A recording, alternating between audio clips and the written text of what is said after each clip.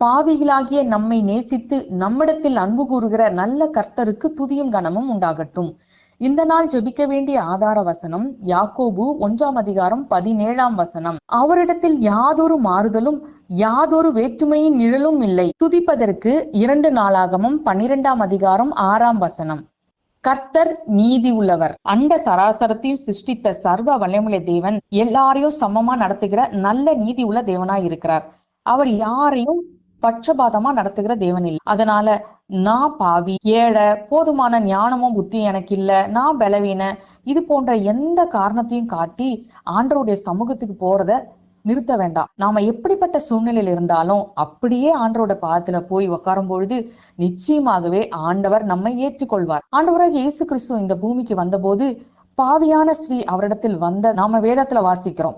அவருடைய பாவத்தை ஆண்டவர் மன்னித்து அவரை ஏற்றுக்கொண்டதையும் வாசிக்கிறோம். அவரிடத்துல வந்த எத்தனையோ பலவீனரை, குருடரை, குஷ்டரோகிகளை கர்த்தர் சுகமாக்குனதையும் நாம வாசிக்கிறோம். நாம இன்னைக்கு எந்த நிலைமையில இருந்தாலும் அப்படியே கர்த்தருடைய பாதத்துல அமர்ந்து அவரை நோக்கி விசுவாசத்தோடு பார்க்கும்போது நிச்சயமாகவே நமக்கான நன்மைகளை கர்த்தர் தருவார். துதிக்க வேண்டியது கர்த்தர் நீதி உள்ளவர் என்பது எவ்வளவு ஒரு சத்தியமான வார்த்தை.